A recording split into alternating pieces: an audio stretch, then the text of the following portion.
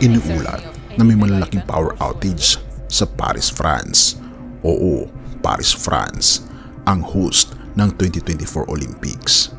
Kamakailan lamang, kung hindi mo pa ito alam, talaga namang nakakatindig balahibo ang opening ng Olympic Sports sa Paris, France. Balikan natin ang China, Beijing, kung saan ang opening ceremonies ay talagang napaka-legendary. Ayon sa balita, tila ginaya ng Paris ang opening ceremony at ginawa itong parang last supper ng ating Panginoon Jesus kasama ang kanyang mga disipulo. Ngayon, ganito ang itsura ng Paris ayon sa X at iba pang mga post. Tingnan natin, nakaranas ng power outage ang Paris, France sa kalagitnaan ng gabi. Tingnan natin ang ibang mga video. Ito ay nagpapakita ng power outage sa ilang bahagi ng France.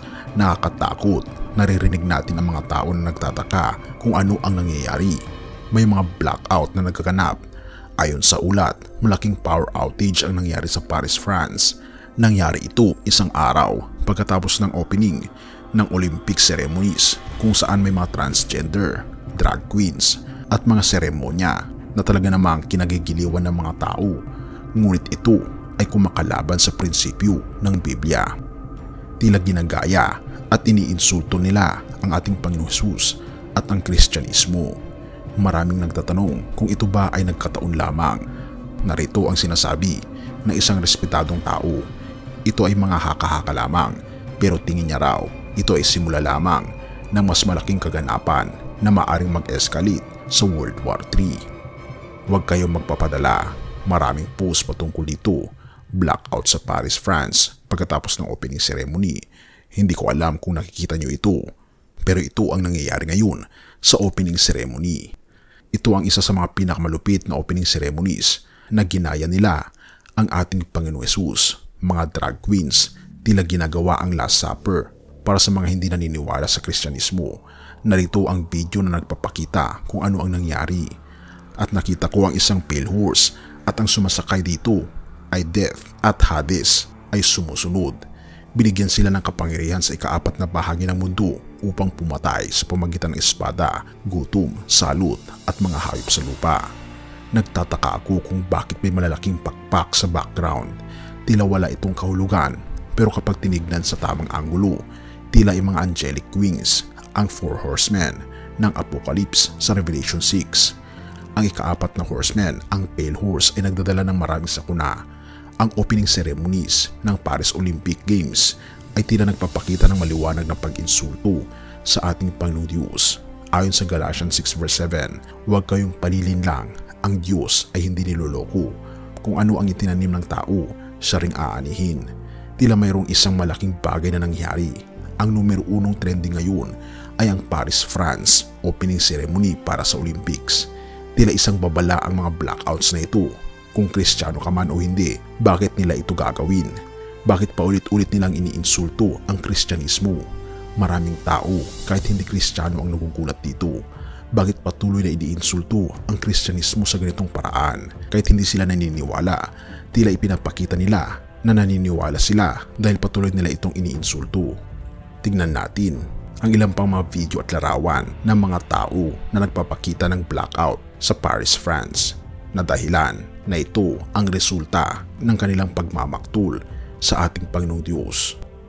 Habang patuloy ang mga ulat tungkol sa mga power outage, marami pa rin ang nagtatanong kung ano nga ba ang dahilan nito. Ikaw kaibigan, ano kaya ang kahulugan nito? I-comment mo naman sa ibaba upang malaman ko rin kung ano ang iyong saloobin. Galatia 6 verse 7, huwag kayong palilinlang, ang Diyos ay hindi maaring lokohin. Ang anumang ihasik ng tao, siya ring aanihin.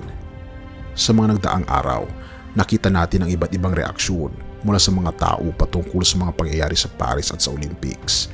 Nakakalungkot isipin na ang pangalan ng ating Panginoon Jesus at ang mga banal na kasulatan ay nagiging paksa ng pang-iinsulto at pangungutya. Sa mga ganitong pagkakataon, naalala natin ang sinabi sa Galatia 6 verse 7. Ipinapaalala sa atin ng talatang ito na ang Diyos ay hindi maaaring lokohin. Ang ating mga gawa ay may kapalit at may bunga.